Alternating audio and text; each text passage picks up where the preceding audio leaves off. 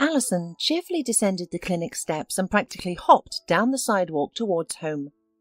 Passersby watched the joyful girl, whose radiance and positive attitude energized those around her.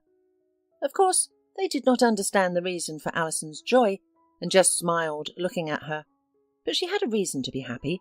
Allison was pregnant. She had been dating Michael for nearly 2 years, patiently waiting for a marriage proposal. Michael, however, kept delaying that moment.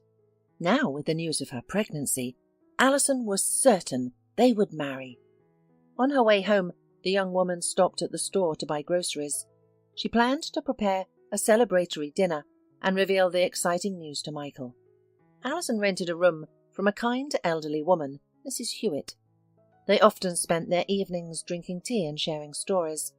Mrs. Hewitt would talk about her life and occasionally offer advice, always gently and heartfelt. When Allison first introduced Michael to Mrs. Hewitt, the landlady immediately expressed her belief that he wasn't a good match for Allison.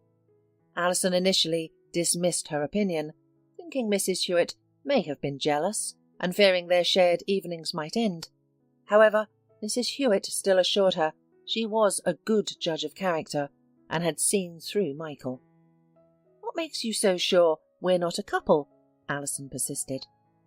"Allison, my dear, he's not a serious young man. You can't build a strong relationship with someone like him.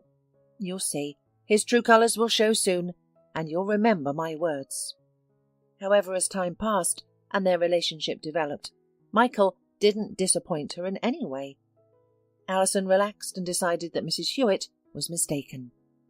After the doctor's appointment, Allison burst into the apartment. "Mrs. Hewitt, I'm home," she announced, so cheerfully and loudly that even the neighbours 1 floor below and above probably heard. "My God, you're glowing," Mrs. Hewitt smiled. "Did you get a bonus? Or did you win the lottery?" No, something even better. I'll tell you now. You'll be happy too." "Just calm down first, then tell me." "I can't calm down. I can't. I'm the happiest person in the world," Allison exclaimed. "Sit down. I'll tell you everything now." With slight impatience, Mrs. Hewitt looked at Allison. She was curious and could not stand secrets. "I was at the women's clinic today." Allison paused meaningfully, then added, "I'm pregnant. Can you believe it? I'm going to have a baby." Mrs. Hewitt looked at Allison in surprise, causing Allison to tense up. "You're not happy?" Allison asked, sounding slightly upset. "Oh, of course, I'm happy for you. A child is a woman's joy and the meaning of life, but who is the father?" Mrs. Hewitt inquired for some reason. "What do you mean, who's the father?" "Michael, of course." "Oh, yes. Why did I ask? Never mind. I'm just getting forgetful." Mrs. Hewitt always used this phrase when she wanted to avoid discussing an unpleasant situation, and Allison had learned it over the last 4 years. "Mrs. Hewitt, please don't upset me. Do you still think Michael isn't good enough for me? We've been together for 2 years. Has he ever done anything wrong? Acted dishonourably or offended me? No, he hasn't. So why don't you like him?" Allison asked her neighbour, holding back tears. "I'm sorry, dear. I didn't mean to ruin your mood. But I just don't like your choice, that's all. I can't find any fault in him, but my gut tells me he's not right for you." "When I marry him, then we'll see what you say," Allison replied resentfully. "God willing," Mrs. Hewitt said doubtingly before retiring to her room. Allison's mood worsened. She went to the kitchen, unpacked the bags, and dialed her beloved's number with confidence. "Michael, are you going to be late tonight?" "I'm not sure yet. Why?" Michael asked. "We have important plans for tonight. Please try to be home by 7. "I will. What's happening?" Michael questioned further. Allison didn't give any specific answers and promised to share the details in the evening. Usually, Allison invited Mrs. Hewitt to join them during dinner, but today she asked her to dine in her room. "Mrs. Hewitt, I'd like for it to be just the 2 of us tonight. We can have dinner in my room, but it won't be very comfortable. Could we use the kitchen this evening? I'll bring your dinner to your room." "I can, dear. We can. especially with my favourite movie on tonight. Thank you so much. Allison hugged the elderly woman. Michael arrived around 8 p.m. Allison, already nervous, had caught him several times to confirm his whereabouts and arrival time. Michael did not like this level of monitoring and always reacted negatively to Allison's frequent calls. Why are you calling me every half an hour? I said I'm on my way. Okay, I'm waiting for you. Just don't get nervous.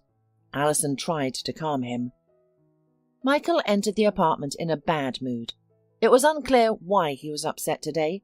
He often mentioned having trouble at work, which frequently led him to come disgruntled. Sometimes it was Allison's calls that ruined his mood. Hi, honey. Everything's ready. Let's have dinner, Allison suggested. I'll wash my hands, muttered Michael, heading to the bathroom. Allison was nervous. She didn't know how to start the conversation, and Michael's mood was unsettling her. They sat at the festively set table, which Michael noticed. What did I miss? Is it someone's birthday? Or is it the landlady's day today? He asked. No, Michael, we're celebrating something else. You eat and then we'll talk. Tell me what's going on. I can't tolerate your secrets. Michael's mood hadn't improved, even after a delicious dinner, and Allison became anxious. Maybe I shouldn't tell him today, but why not? He'll be happy, and his mood will improve, thought Allison to herself, and said aloud, Michael, I went to the hospital today. Are you sick? Michael interrupted her. Not exactly, or rather, not at all. Allison paused for a moment and added confidently, We're going to have a baby. She anticipated him to embrace her like in the movies, kissing her, wrapping her in his arms. But Michael sat there, stunned, staring at Allison. I'm sorry, what did you say? He asked, barely audible. I said we're having a baby. I went to the clinic today and the doctor confirmed it. Aren't you happy? Tears welled up in Allison's eyes. She was deeply hurt by her beloved's reaction. The worst part was his silence. Say something, please, Allison pleaded. What do you want me to say? I don't know. Maybe that you're happy too? And if I'm not? Tears streamed down Allison's cheeks. They had discussed this topic a year before. Michael had mentioned that he didn't see himself as a father and thought it was too early for him to consider it. But now Allison was 28 and he was 33 years old, so they were quite mature to have a baby. The woman had hoped that Michael's views had changed, but clearly they hadn't. Why are you crying? What did I say? I told you before that I don't want to be a father. Can't I have that choice? Michael lashed out. You women dream of having a house full of children and dealing with the mess. I don't like it. I told you honestly before. But we haven't used protection for the last 6 months. I thought... I wonder what you thought. It's your responsibility to use protection or face the consequences. What do we do now? Allison asked through her tears. I'm 9 weeks pregnant. You're being so naive. Even I know that up to 12 weeks, this problem can be easily resolved. A problem? A small living human being? Are you suggesting I get rid of it? Look, let's not create a scene. It's your choice. I'm not involved. Michael got up from the table and was about to leave the kitchen, but he paused and turned around. When you've made your decision, call me. I'm sorry to be blunt, but I don't need you pregnant. He left the apartment, slamming the door loudly behind him. Allison was left alone in the kitchen. Her world had crumpled in an instant. All her dreams and plans were shattered in just a 10-minute conversation. She had hoped for a brighter future, but it seemed that happiness was not in her destiny. Allison rose from the table, glanced out the window, and decided it wasn't too late for a walk. She grabbed her sweater and confidently exited the apartment. Near her home, a small park was situated where she and Mrs. Hewitt would occasionally stroll before bed. However, today she chose to walk alone, yearning for solitude with her thoughts. Allison settled on a bench at the park's far end and began reminiscing about her life, beginning with her childhood. Despite having a clear memory of her childhood, she often wished she didn't. Allison never knew her father. He existed somewhere, but she had never seen or known him. She attempted to learn about him from her mother multiple times, but her mother constantly concealed any information. They lived alone, and their financial situation was dire. Her mother worked 2 jobs, yet it was barely sufficient. At 15, Allison began working part-time at a supermarket to supplement their family income. The earnings were meagre, but it helped. When she turned 16, she was attacked, but fortunately her co-worker came to her help. After the incident, she left the market job and found work as an evening cleaner in a salon. After graduating from high school, Allison enrolled in nurse school. However, she left during her second year due to her mother's severe illness, which prevented her from studying full-time. She took a hairdressing course. To learn at least some kind of profession, Allison could not look for a job far from home because of her mother, and the hairdressing salons nearby were already fully staffed with masters. Thanks to a neighbour, Allison finally found employment as a sales clerk. This job was a lifeline for her. It provided a decent salary, and the convenience of the store being located in her house allowed her to take care of her mother when needed. Debbie, Allison's only close friend, was a stark contrast to her. While Allison was calm, quiet and introverted, Debbie was bright, loud and open-minded. Despite their differences, they had been friends since 3rd grade. Debbie came from a middle-income family. She often gave Allison her items, bought food and sweets, and even taught her how to drive when they turned 19. Although Allison was initially reluctant, Debbie insisted. "Do you know what kind of life you're going to have? What if you marry a millionaire and he gives you a car, but you can't drive? What will you do?" Debbie smiled. "Are you kidding me? What millionaire? Where will he come from?" "I don't know, but that's how it happens in the movies." "Well, that's in the movies. In real life, I don't believe such things happen." "Well, we'll see." After some time, Allison took a course and obtained her driver's license, encouraged by Debbie. 6 months later, Allison's mother passed away from cancer, leaving the girl alone with only her friend for company. After a while, Allison changed her job. She found employment at a private firm working as a courier. The company provided her with a car. 3 years flew by in the blink of an eye. One evening, while Allison was on her way home from work, Debbie called her, asking her to visit urgently. Upon arrival, Allison found her in a highly emotional state. "Oh my God, what's wrong?" Allison exclaimed, frightened. "I'm going to tell you such a story now," her friend began to intrigue. "You'll just fall down." "I wouldn't like that," Allison smiled. "Tell me, what happened?" "Do you remember Tom from the parallel class?" "Which Tom? Wilkins?" "Yes, that's him." "Well, I vaguely remember what he looks like. Of course I remember him, but I never had much contact with him. What happened to him?" "Nothing happened to him," Debbie hurriedly explained, her thoughts jumping from one to another. "I met him by chance recently, and he proposed that we go to Italy for 3 years. We just need to arrange a quick sham marriage." "A sham marriage?" Allison wondered. "Why would you do that? And why did he suggest you? Debbie, calm down and explain everything properly. I don't understand." "Oh, what don't you understand? He's always had a soft spot for me at school, but I wasn't attracted to him. I didn't like him. Now we've met again, and he's so handsome and charming. We sat in a cafe reminiscing about school. When he walked me home, he proposed. Just imagine, it's Italy. When else will I have an opportunity to live there? All expenses paid by his company. They cover everything, travel and accommodation. It's a fantastic opportunity. 3 years in a foreign yet beautiful country, all expenses paid. Just to enjoy it. It's practically a jackpot." "Well, I don't know. I wouldn't go." "You obviously wouldn't. But I'm different, and I'm going. Even my parents gave me permission." "Of course, go. It's your decision. You know, I've been considering a move for a while. And with you leaving, it's finally time. What am I going to do here without you? You're right. Why not give it a shot? Are you planning to sell your apartment? Not yet. I'm not sure how things will turn out. At least I'll have a place to return to. Everything here is familiar. And every dog knows you here, Debbie chimed in, causing both of them to laugh.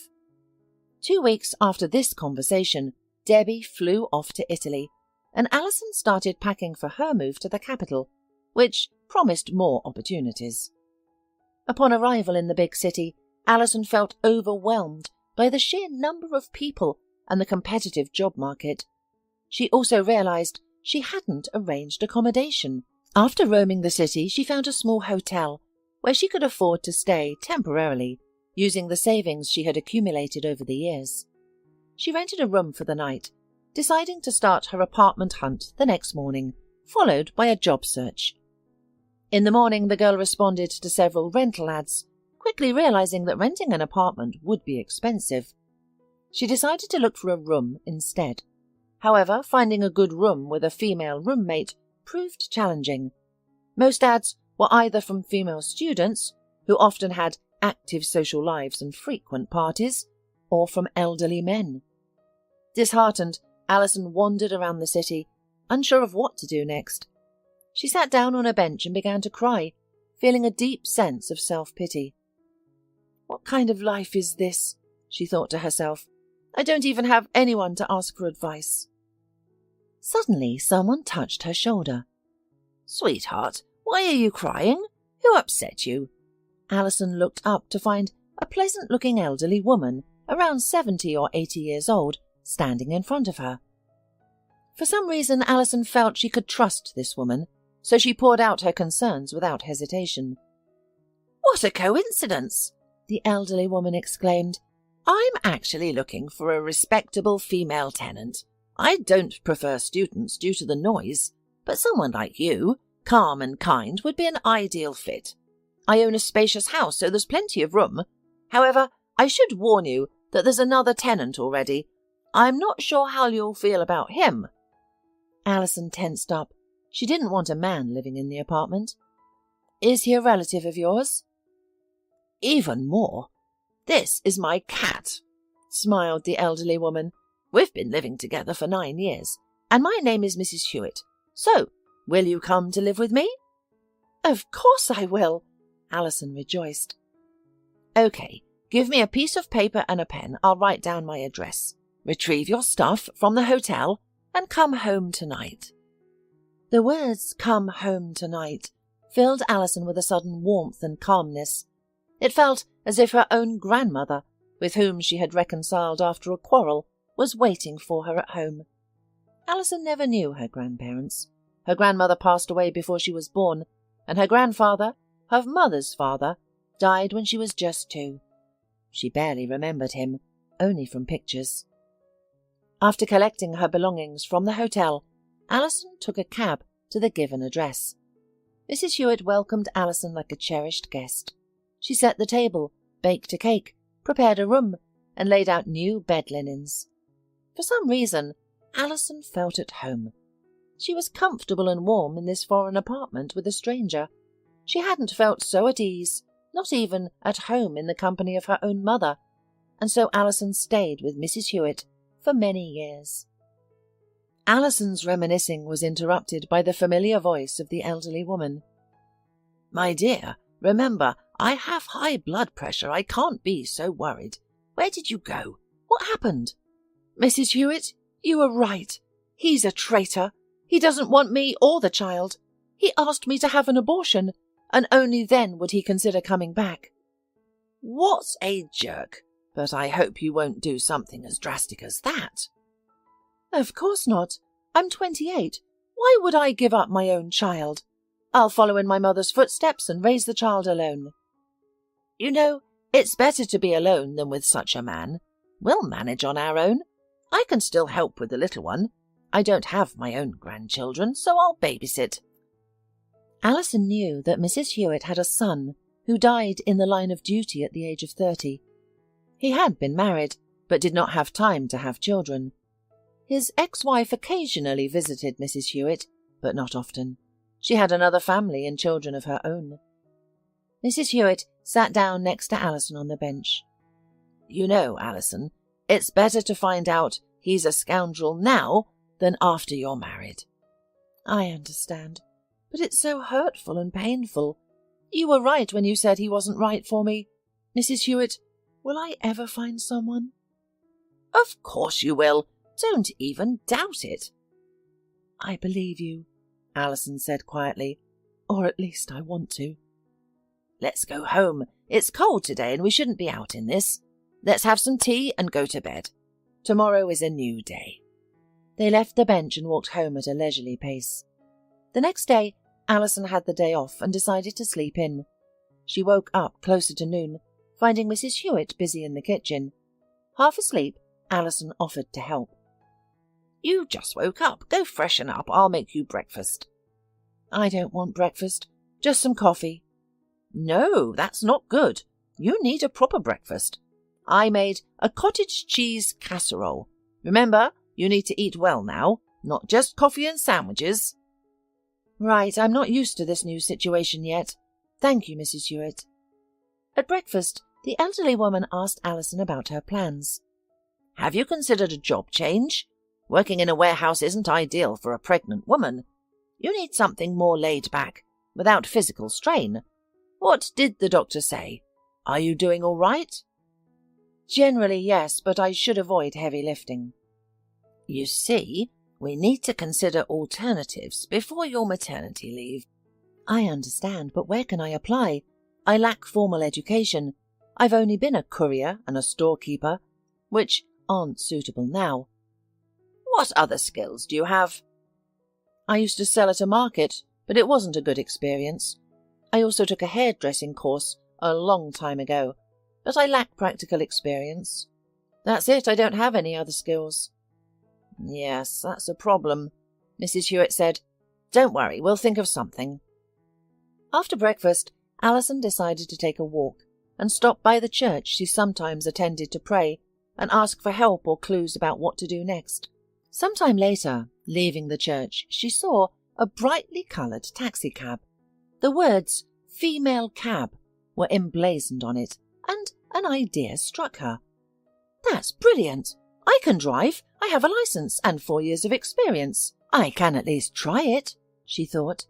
She approached the woman behind the wheel. Excuse me, would it be possible to get a job with your company? The woman handed Allison a business card. Call the bottom phone number and tell them you're inquiring about the driver position. They're expanding the team right now. Thank you so much. Allison stepped aside, joyous, and dialed the number. A pleasant female voice confirmed the vacancy and scheduled an appointment for Allison to meet the manager the next day at 10 a.m. Excited, Allison immediately rushed home to share the news with Mrs. Hewitt.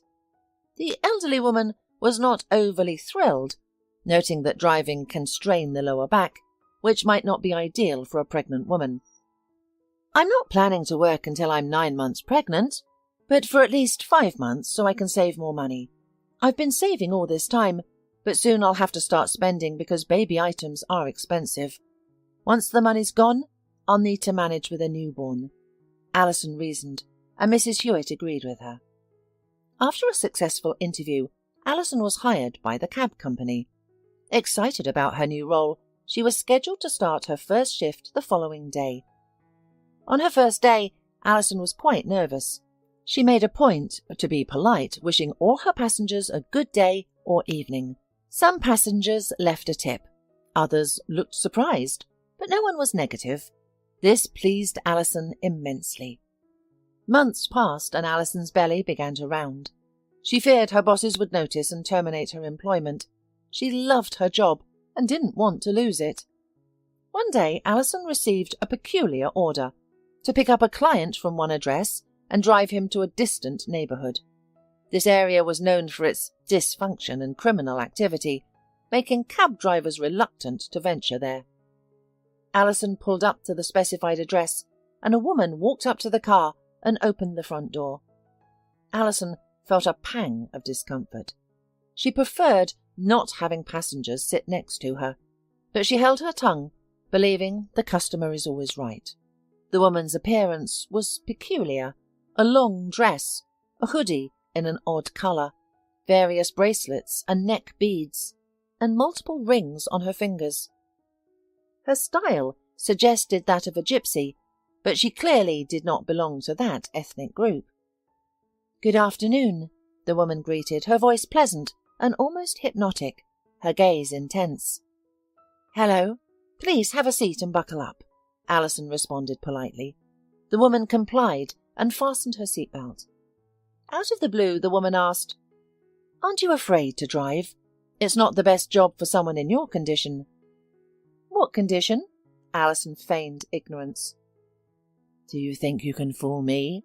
The woman smiled gently. "No, I am genuinely unsure about what you're referring to," Allison replied, holding her ground. "Okay. Why don't you like your name? Do you think it's worse than everyone else's?" Allison was taken aback by this. She didn't believe in psychics or fortune-tellers, but the woman's words were true. She really didn't like her name. I wonder what else she could say, Allison thought, and then she heard the next words. "Your Michael is no match for you. It's good that he left. You should have listened to your eldest when she told you he wasn't right for you." In surprise, Allison jerked the steering wheel. She slowed down slightly and looked at her passenger with intrigue. "You still don't believe me, do you?" the woman asked with a squint, but she was smiling. "It's hard not to believe when you know so much," Allison exclaimed. "I see a lot," the woman replied. "What else do you see?" Allison asked, curious despite her disbelief in predictions. She was eager to hear something good about her future. "What are you interested in?" "I don't know. Like, will I ever have a decent man? Will I have a healthy child? And will I have more children?" "Wow, you have many questions. Luckily, they can all be answered with one word. Yes." "Are there any details?" Allison, like most women, was curious. "No." "Why?" "Because then life would be uninteresting. You're odd. Most fortune-tellers provide detailed fortunes, but you're so cryptic. What's your name?" Allison asked, somewhat off-topic. "Bernadette." "And mine is—" "Allison." The passenger finished for the girl. At that moment they turned to the right street, and Allison felt sad because their drive was almost over. The surrounding atmosphere was indeed not pleasant. Allison was in this neighborhood for the first time. "Do you live here?" she asked Bernadette. "No, a kind man who needs help lives here." "Should I wait for you?" "No, that's okay. Stop by that abandoned house," Bernadette said. Allison pulled over. "How much do I owe you?" "Nothing at all. It's been a pleasure just talking to you." "Do you have a pen and a piece of paper?" Bernadette suddenly asked. "Yes, right away." Allison opened the glove compartment, took out a notepad and pen, and handed them to her. Bernadette wrote something, tore out the sheet and folded it several times. "Read this when you get home. Promise not to open it before then. Now be happy and take care of yourself." The words had a certain meaningful tone, but it wasn't threatening. "Thank you, and have a good day." Bernadette closed the door and disappeared into the darkness of the abandoned house. Allison barely made it through the rest of the day, and when it was over she rushed home impatiently. She was bursting with curiosity and couldn't wait to read the note. She arrived home, dropped her bag in the hallway, washed her hands, and pulled out the cherished piece of paper from her pocket. On it was written an address, or rather, the name of a small town about 150 kilometers from the capital, and a name, Robert Cassidy. Just below was the inscription. "Find this man and tell him whose daughter you are. He will help you." Allison stared at the piece of paper, struggling to understand its meaning. The idea of visiting a stranger's house in a different town and revealing her lineage from the doorstep felt odd and foolish. She decided to consult Mrs. Hewitt for advice. She narrated her meeting with Bernadette, their conversation, and the peculiar note. Mrs. Hewitt listened with great surprise. "How intriguing, and surprisingly straightforward. What a fascinating note," said Mrs. Hewitt. "Do you think I should go?" asked Allison. "You should. What have you got to lose? What if this man can genuinely help you? Have you heard his name before?" "No, he's a total stranger to me." "Could we possibly find his surname on the internet?" Mrs. Hewitt suddenly suggested. "That's a great idea. Why didn't I think of it earlier? We can enter his details and city into a search engine, though I'm not sure about his age," Allison replied. Allison grabbed her laptop, opened a search engine, and inputted the city, surname, and first name. The search results left her stunned. There was only one person in that town with those details. "Mrs. Hewitt, look who he is!" Allison turned the laptop to show the elderly woman a picture of Robert Cassidy and his title. He was the mayor of that very city. "What a twist!" Mrs. Hewitt exclaimed in surprise. "And how will you get to him? Want me to accompany you?" "No, with your health condition, you'd better stay. Your trips should only be to the nearby park. I have the day off tomorrow, so I'll manage," Allison assured her. The following evening, Allison lay in bed preparing for the trip. She pondered who this man was and how he could assist her. The idea of telling him about herself seemed ridiculous. She considered different scenarios and laughed at their absurdity. "Hello, I'm Allison Rattel. My mum is Miriam Rattel." "Oh, why aren't you pleased?" "That's insane. Maybe I shouldn't even go," Allison questioned herself. "I bet Mr. Cassidy is living perfectly fine without knowing who my mother is. Why would he need this information anyway?" Lost in her thoughts, she fell asleep. The next morning, Allison arrived at the bus station, bought a ticket and took a seat by the window, contemplating her next moves once she reached the town. She had two options: wait for him at town hall, hoping he would leave during the day, or try to find his home address online and wait outside his house. No, that's not an option. What if he comes home late? How will I return to my town? And where will I spend the night? On the street? Absolutely not. So my only choice is town hall. Allison arrived in the city around 10 o'clock in the morning. The weather was pleasant, with a slight breeze and the sun shining, but it wasn't too hot.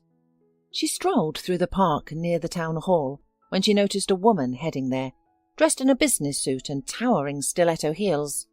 Allison found herself captivated by this stranger, but she couldn't pinpoint why. Suddenly the woman tripped and fell. Allison rushed to help her. "Should I call an ambulance? Are you okay?" Allison asked. "I think I sprained my ankle," replied the woman, fighting back tears. "My mum warned me about wearing these stilettos. Please help me get to my office. I work at town hall."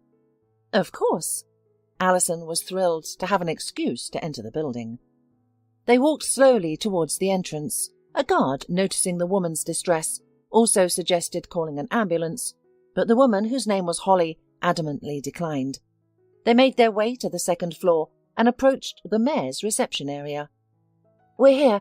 Thank you so much," Holly expressed her gratitude. "How can I thank you? Perhaps some coffee or tea?" This was the moment Allison had been waiting for. "No, thank you. No need for coffee or tea. But I do need your help. I need a few minutes with Mr. Cassidy. I've travelled from out of town to give him some important information. It's not easy to get to him. Can you assist?" Allison folded her hands pleadingly. "No problem," Holly agreed, too quickly. "Does he let everyone in without an appointment?" Allison asked, puzzled. "Don't you know? Our mayor is a unique leader, discussed widely beyond our town. He doesn't schedule personal appointments. If he's in his office and free, it's easy to see him." "That's the first time I've heard of such a thing." Allison was genuinely surprised. "Yes, many people are. So your request isn't unusual. You would have gotten an appointment anyway. Maybe you'd like some tea after all, especially since Mr. Cassidy hasn't arrived yet." "All right, agreed. Let's have tea." Allison waited for the mayor for about 40 minutes. She finished her cup of tea when the reception area's door opened and a dignified-looking man in his 50s walked in. He had an athletic build, broad-shouldered and trim, signalling regular visits to the gym. He was dressed in a dark grey suit, a light satin shirt and an understated tie. As Allison studied his face, she wondered if they had met before. But she was sure she would remember him. He had thick black hair, untouched by grey, blue eyes and well-shaped lips. However, what caught Allison's attention most was his gaze. It was stern, yet warm, an intriguing combination that was difficult to ignore as he looked intently at the unfamiliar woman in his reception area. "Are you here to see me?" His voice was so loud and confident that Allison flinched. "Yes, may I?" He invited Allison into his office, and she sat down opposite his chair. Not knowing how to start the conversation, she sat in silence for a while. The mayor was patient, understanding the strange woman's anxiety and not wanting to rush her. However, he could not wait for her indefinitely. "I'm sorry, young lady, but I have a lot to do," he said finally. "Could you get to the point? Do you need my help? Go ahead, I'll try my best to solve the problem." "Okay, don't be startled by anything I say. I'm not entirely sure of what's happening myself, but I've been instructed to find you and share some information," Allison replied. Mr. Cassidy raised his eyebrows in surprise. "I'm unsure of what you mean. Who instructed you to do so? And what information are you supposed to share with me?" Allison gathered her courage and finally laid everything out for him. Initially, the mayor looked at her with distrust and suspicion, but as she relayed her message, the mayor clutched his heart, feeling sick. "Are you ill?" Allison asked, genuinely worried. "Should we call an ambulance?" "No need," the mayor replied. "Please bring me some water. It will help."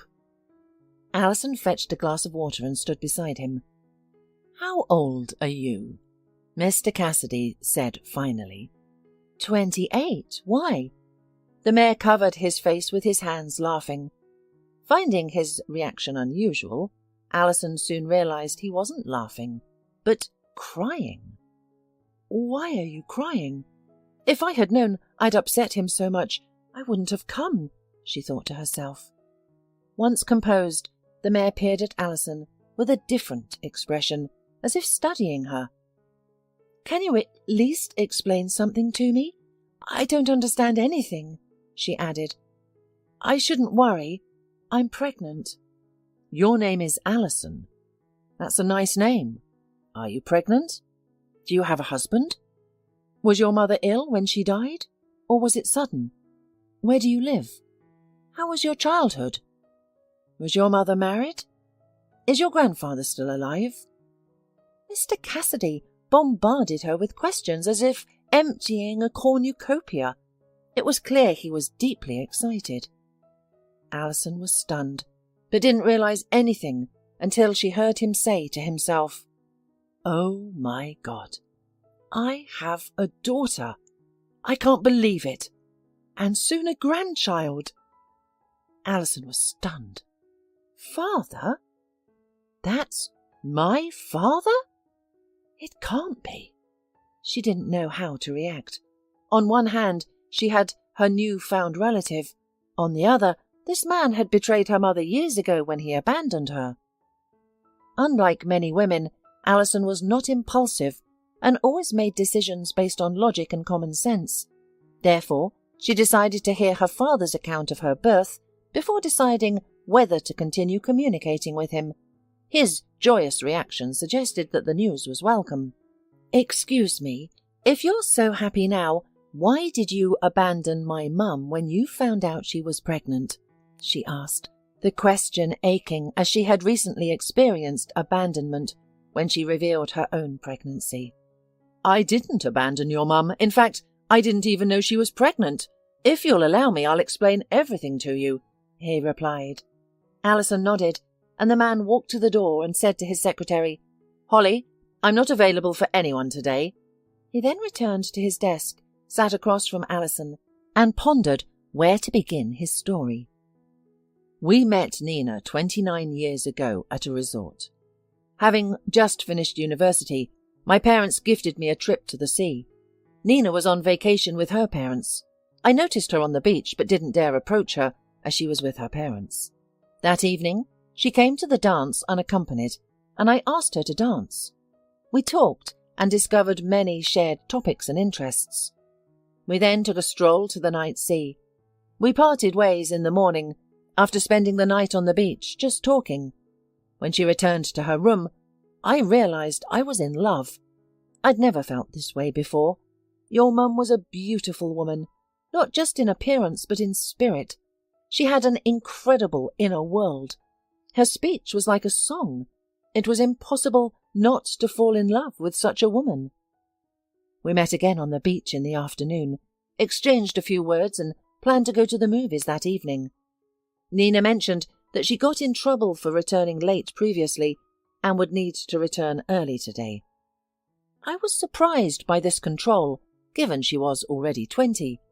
She was mature, but I could tell she feared her parents, especially her father.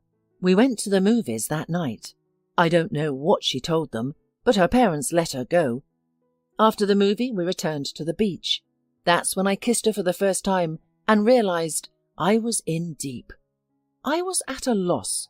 Proposing to a girl you've known for 2 days would seem absurd and foolish. No one would believe the sincerity of my feelings and intentions, even though they were genuine. We stayed on the beach until 2 a.m., after which I walked her to her room. The next day, Nina was nowhere to be seen, neither on the beach nor in the dining room. At dinner I noticed that Nina's mother took her portion with her. Assuming Nina was unwell, I decided to check on her. I went to their room and knocked. Nina's mother opened the door and, in an irritated tone, asked what I wanted. I candidly admitted that I had recently met her daughter and was fond of her. I noticed her absence and wanted to know if she was okay or unwell. In response, I received a curt reply. "It's none of your business what happens to our daughter. Go chase other girls, young man. We didn't raise her for you." And the door was abruptly shut in my face. I must admit I was unprepared for such a reaction. I was taken aback by the parents' behaviour and the rigid boundaries they imposed on their adult daughter. 2 days later, Nina appeared on the beach. She seemed different, as if someone had taken her place. Even the sparkle in her eyes was missing.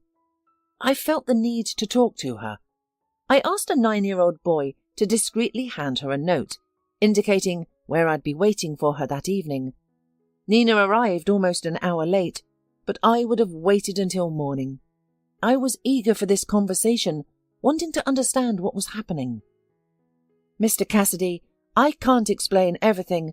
It's not easy for a normal person to understand, but we can never be together," she said. "Why? Don't you like me?" I asked. "I do like you, a lot, but my father disapproves of you, strongly. I could never go against his wishes." "Are we in the Middle Ages? Will you let him dictate your life choices? Who you will marry?" "I won't discuss this with you. I'm sorry, but I truly cannot be with you," she replied, tears streaming down her face. I saw her tears of resentment and despair, caused by this outrageous injustice and irrationality. I put my arm around her shoulder. Suddenly she turned to me and kissed me passionately. I couldn't resist. It was the first and last time. I never saw her again. In the morning I learned that they had left at dawn, probably shortly after Nina returned to the room, for we had only parted that morning. That's the story. I wanted to find her, and I knew her last name and her town, but I didn't dare. About a year later, I happened to be in her city. I even found her address and visited her. However, her father answered the door, and he chased me away, threatening to kill me next time. Allison listened, holding her breath. She remembered, from her mother's words, that her grandfather was strict, but not that strict. But that her mother had broken, that was obvious. Now that Allison knew the whole story, she understood why her mother had become so, and rude. She felt sorry for her. But why did she keep me at a distance and treat me like her parents treated her? She should have understood more than anyone how hurt and offended I was. But the pressure she had experienced all her life must have squeezed out all the goodness that once resided in her soul during her youth, thought Allison. "Are you married?" she asked aloud. "No, I've been trying to forget Nina for a long time, and even met other girls, but it wasn't the same. There was an emptiness in my soul. I've become so accustomed to solitude that it no longer bothers me. However, your arrival in my life is like a breath of fresh air, a ray of sunshine in a dark kingdom. I can't think of other words to express the joy of your arrival, especially with a grandchild. It's literally a jackpot. Please tell me about yourself. Where do you live? What do you do? Do you have a husband? I'm interested in everything." Allison shared everything she could remember about her childhood with her father, her strained relationship with her mother's illness and death, her relocation to the capital, her unsuccessful relationship with Michael, and the most radiant and wise person she knew, Mrs. Hewitt. "I want you to live with me. We have so much to catch up on." "I can't leave Mrs. Hewitt. She has no one else but me." "I'm not a stranger to you, am I? And as for Mrs. Hewitt, I wouldn't mind if you bring her along. It would be even more fun." Allison looked at her father in surprise. "Isn't she a stranger to you?" "She supported you in your time of need, so I'm also grateful to her. It's settled then. You're moving in with me." Allison suddenly remembered her first meeting with Mrs. Hewitt and decided to joke. "There's just one problem. Besides me and Mrs. Hewitt, there's another tenant." "Who?" "A cat," Allison smiled. "That's no problem. You can even have a dog. My house is big. There's plenty of room for everyone." "I'll need to go back to the city to get my things and explain everything to Mrs. Hewitt, to prepare her somehow." "Of course, I understand, but let's have you stay at my place tonight, and tomorrow Adam will take you there." Allison agreed with pleasure. She wanted to spend more time with her father, to speak with her family man. Afterward, Mr. Cassidy and Alice left the office. The secretary watched Allison with interest, not understanding who this young woman was and why the mayor had cancelled all his meetings and appointments for her sake. They went to a restaurant for lunch, intending to get to know each other further through conversation. Mr. Cassidy asked Allison about her interests, favourite meals, books and films, seemingly determined to learn as much as he could about his daughter in 2 hours. Allison responded and posed her own questions, equally interested in understanding her father. Their conversation was interrupted by a phone call. "Hello, is this Allison Rattel?" An unfamiliar female voice inquired. "Yes, who am I speaking with?" Allison asked, her tone revealing a hint of apprehension. "This is a doctor from the hospital where Michael Voropayev is currently admitted. Do you know him?" the woman on the line asked. "Yes, I do. What happened to him?" Allison was confused. They had broken up, and he had people closer to him that could be contacted. "He had an accident and asked me to call you. He's in serious condition. Can you come to the hospital today?" "I can't. I'm out of town and won't be able to reach in time. I'll be there tomorrow morning," Allison answered. After the conversation, Allison was in doubt, not knowing what to do or how to behave. "I think you should visit him.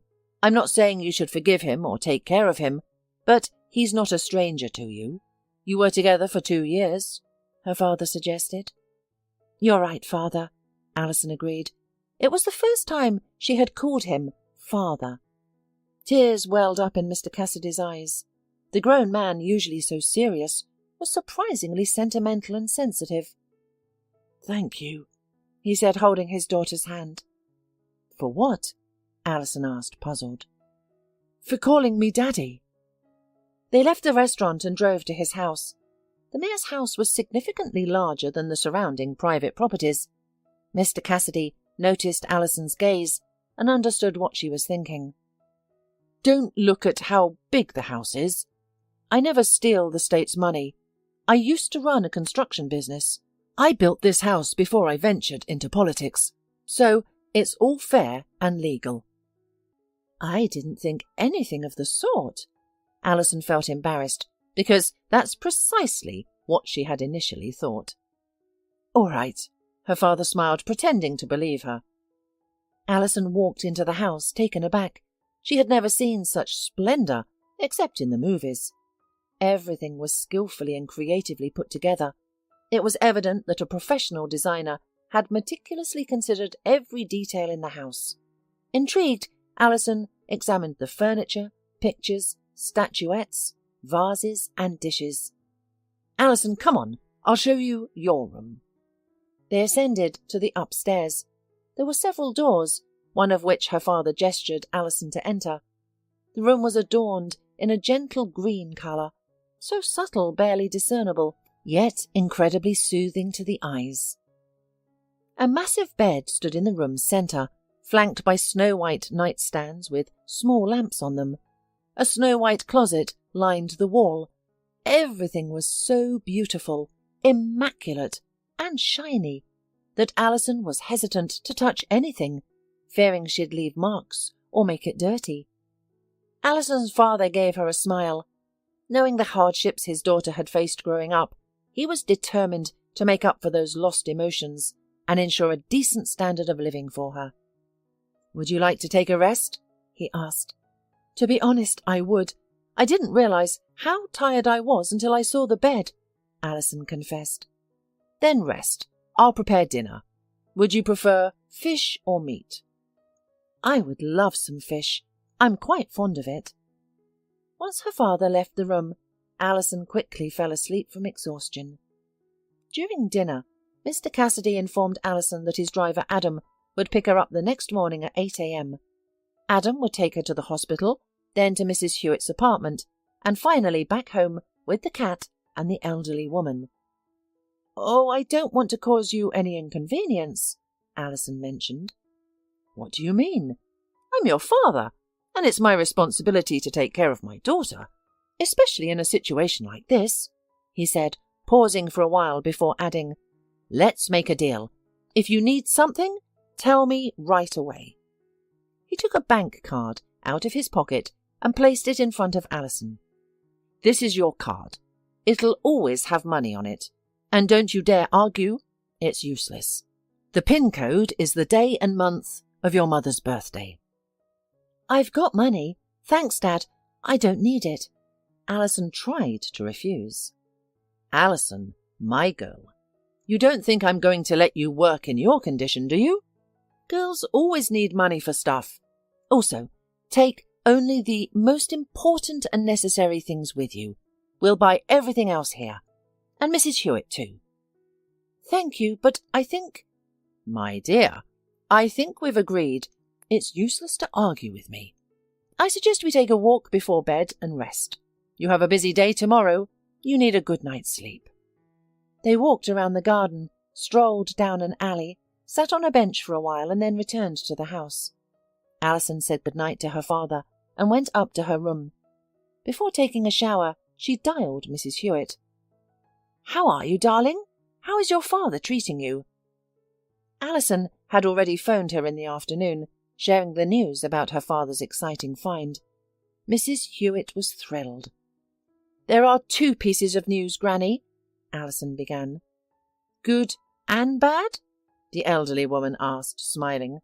"No, both are good. Just relax, okay?" Allison requested.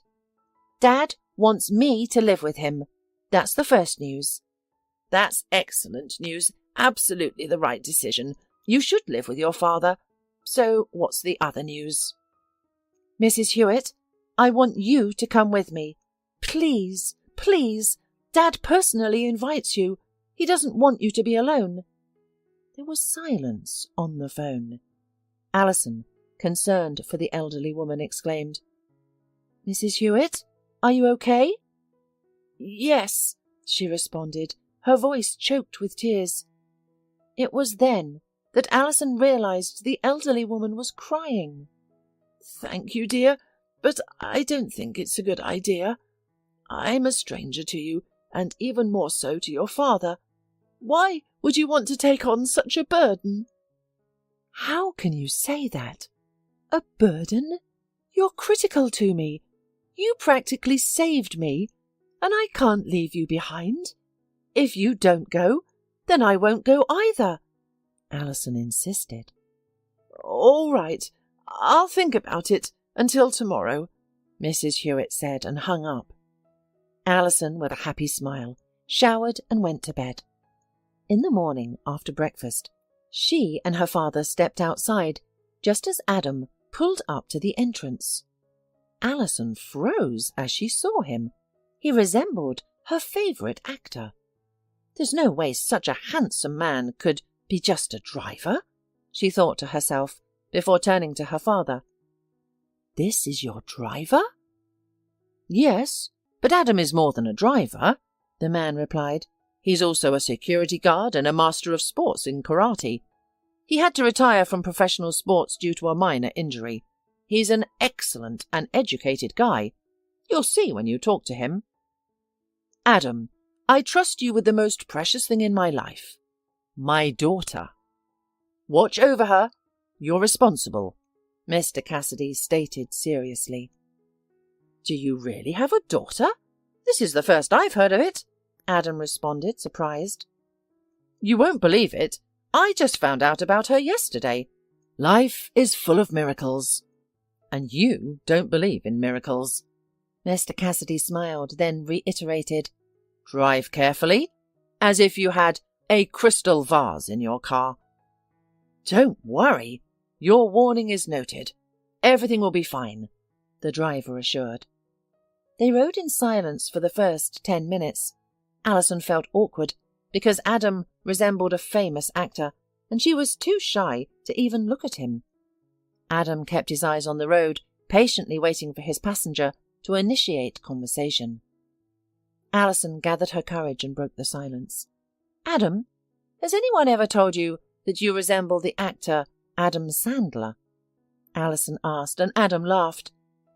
"How do I resemble him? We only have the same name." "Don't be modest. You just look like him," Allison insisted. "Have you seen his movies?" "Honestly, I don't recall. I don't usually remember actors." "Why? Bad memory?" "No, I just tend to remember actresses more," Adam grinned. "I'm a typical man. I prefer women." Allison blushed deeply, feeling a pang of jealousy. Adam's statement had somehow made her feel uncomfortable. "Allison, what do you do besides watching movies?"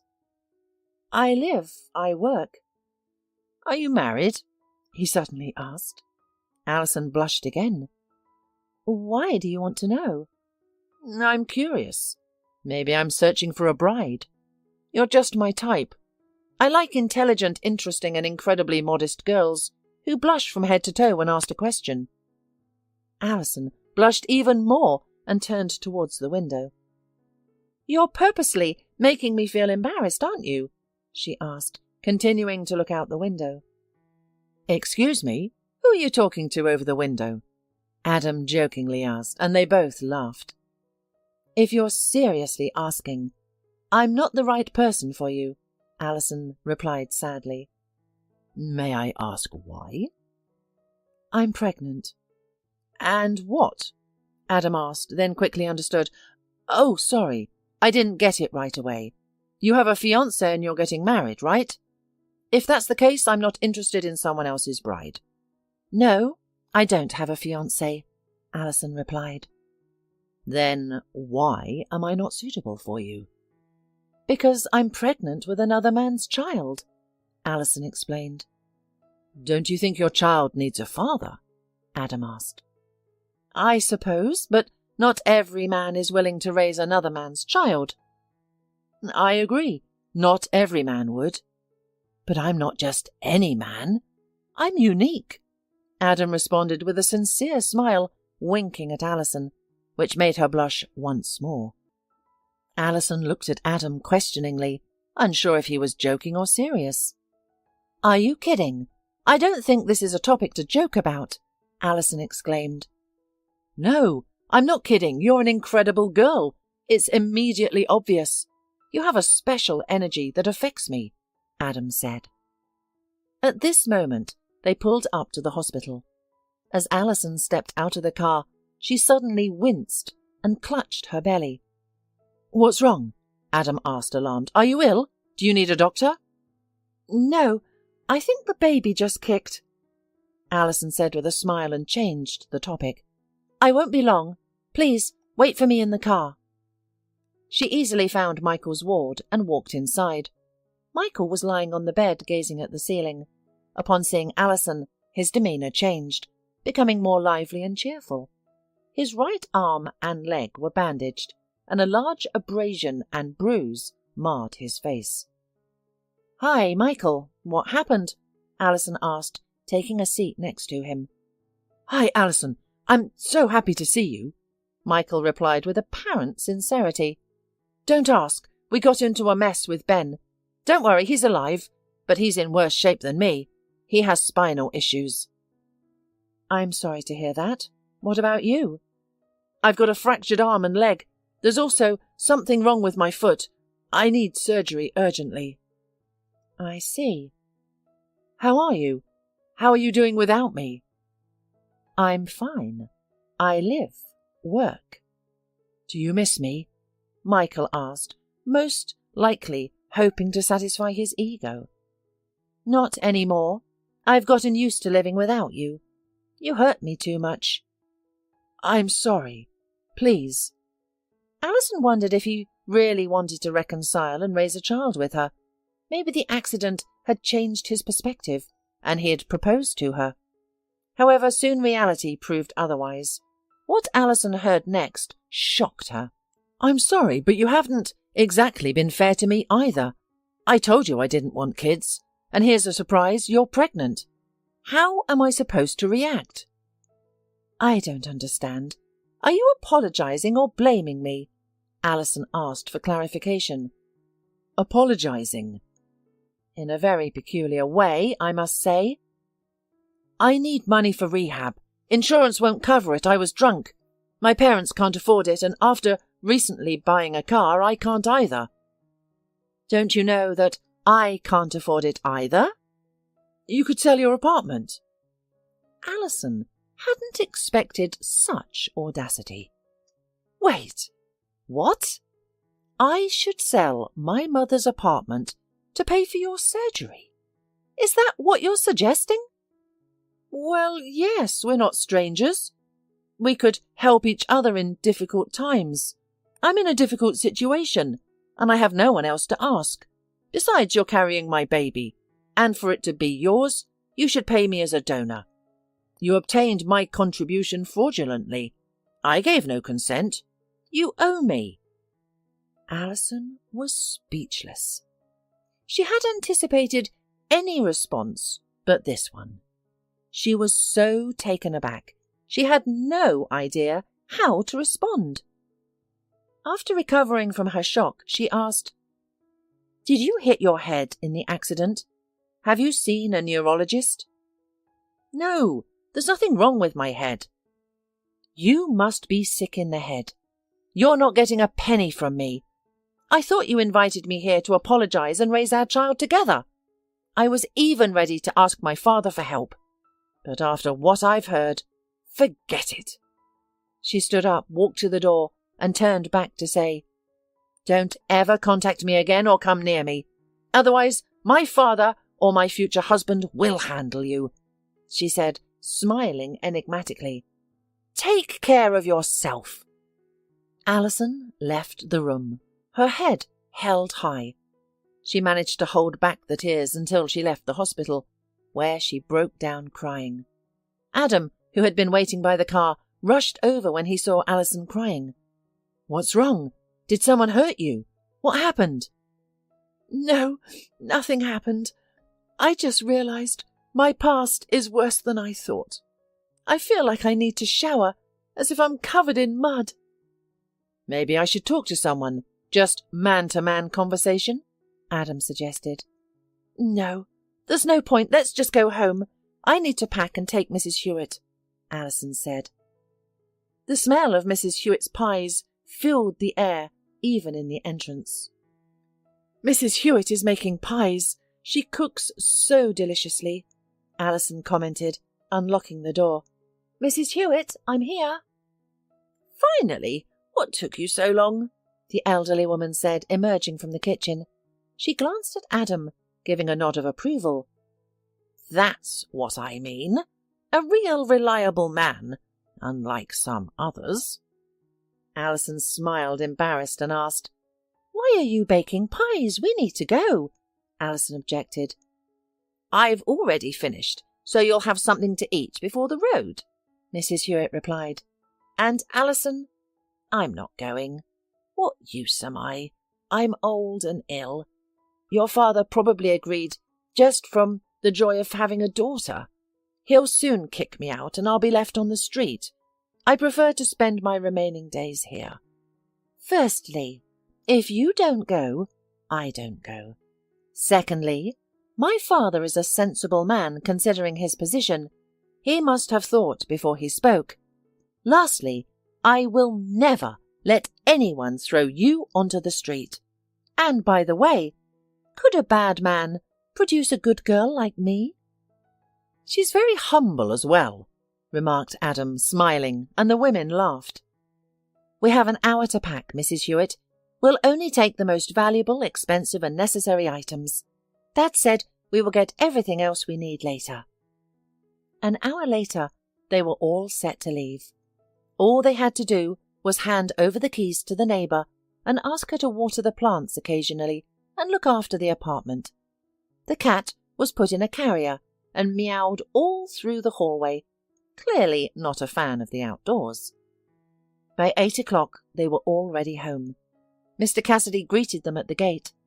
Mrs. Hewitt was quite nervous, but Allison's father turned out to be a truly kind man and a gracious host.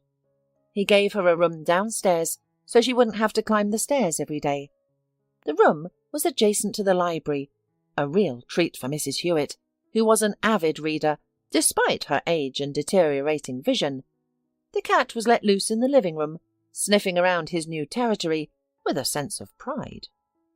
Mr. Cassidy wanted to let Adam go home, but Allison insisted that he stay with them for dinner. "Dad," she turned to her father, "say, if I wanted to get married, would you mind?" "Did the baby's father come to his senses and propose to you after all?" asked the man, surprised and incredulous at the same time.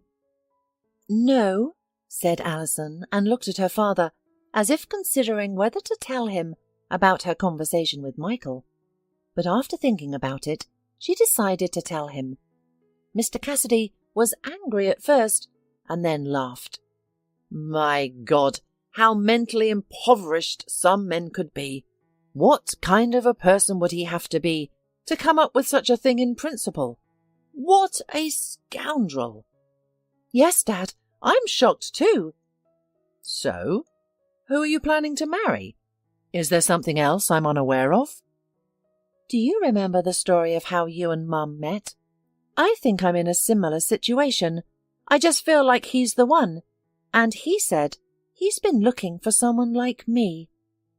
"History repeats itself, but are you sure he's a good man?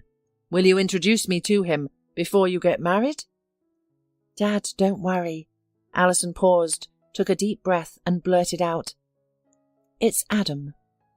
Mr. Cassidy looked at his daughter in surprise, then at his driver, who was petting the cat and chatting with Mrs. Hewitt. "When did you two get to know each other well enough to make such a life-changing decision?" "Dad, I'm telling you, I can just feel it. He's really nice. Can I have your permission?" "Why should I forbid it?" Mr. Cassidy didn't understand. "Well, he's just a simple driver. You might think it's indecent because you're the mayor and your daughter is marrying a driver, considering the reputation and all." "Allison, my dear, such concerns about reputation are nonsense. I want you to be happy, you know. I want you to have a reliable person to lean on in difficult times. Adam is like that. I will be very glad if you two are together. Only—" Mr. Cassidy paused, choosing his words carefully to avoid upsetting his daughter.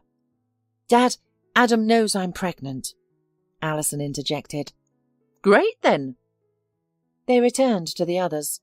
Allison had wanted to take a walk before dinner, so Adam had volunteered to accompany her. Mrs. Hewitt and Mr. Cassidy exchanged smiles. "Adam, may I ask you a question?" "Of course. You can ask me anything," Adam smiled. "Why?" Allison asked for clarification. "Because you're my future wife, and I can't keep secrets from my wife." "You're not kidding about getting married, are you?" "No, I never joke about such serious things." "Then I agree," she said, and pulled herself to kiss him. After dinner, Adam left and the other occupants went to their rooms. As she drifted off to sleep, Allison dreamt of her new, bright future, her wedding, the birth of her son, and a happy life with her beloved husband in her father's house, under the loving guidance of Mrs. Hewitt.